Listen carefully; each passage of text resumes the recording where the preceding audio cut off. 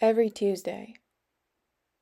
Every Tuesday, there is a man who comes to my front door, knocks, and leaves a pamphlet inviting me to one event or another. I have received invitations to the following: a knitting circle, a sewing circle, a quilting circle, a macrame square. I've been told this is one of those fun jokes because most macrame takes the form of wall hangings that look like rectangles, so I'll allow it. And lastly, I was invited to a group that complains about all the groups they've tried or have been invited to without successful hobbies, friendships, or etc., formed to their initial ideas when first arriving at said group. That one I went to, and on my first meeting, I had to introduce myself in front of everyone. I received my complimentary cup of coffee and wrote my first name on a sticker, and I needlessly said my name all over again before I told them my story. That every Tuesday, there is a man who comes to my front door, knocks, and leaves a pamphlet inviting me to one event or another. After I introduced myself, that was that. I didn't have to talk again if I didn't want to, but I attended the group once a week. I'm not even sure why, but I felt comfortable there.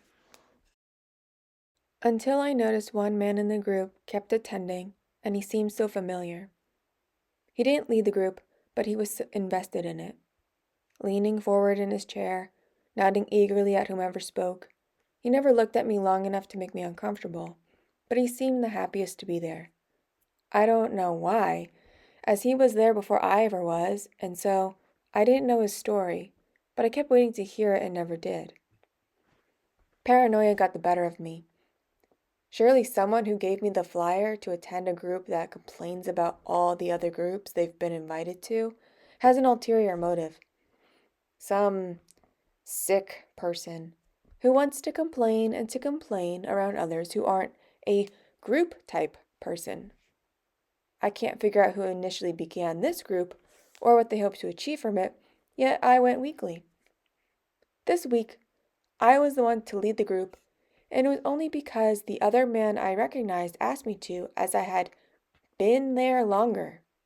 I found that so confusing. It didn't register properly what he said in my mind until after I said, "Sure." So, there I was, leading the group, after listening to people tell their stories of how they ended up there. And I found myself haunted by the fact that only weeks ago, I was happily in my house without a single pamphlet to harass me, and since then, I had received not a single piece of paper inviting me anywhere week in or week out. I feared I was being watched. I packed up all that mattered to me and moved house in the course of a night. I drove, and when I thought I drove far enough, I drove some more. I rented a new house, and I've been here ever since. I don't stay very long, of course, out of the fear the pamphlets will come again. But often, I find myself dreaming of those meetings when I go to bed at night, and I dream of entering the room and getting a coffee. I can scarcely remember what was said or who said what, but every once in a while I wake up in my bed with a name badge stuck to my pajamas. And I don't know what to make of that. So that is why I'm in this new group, Sleepwalkers and Talkers Anonymous. For I fear that somewhere along the way I've dreamt the whole thing. And if not, I've taken up a lot of crafting hobbies and apparently complained of my lack of success in these endeavors to other people. Though the penmanship of my name upon a sticker has become quite good. Quite good indeed.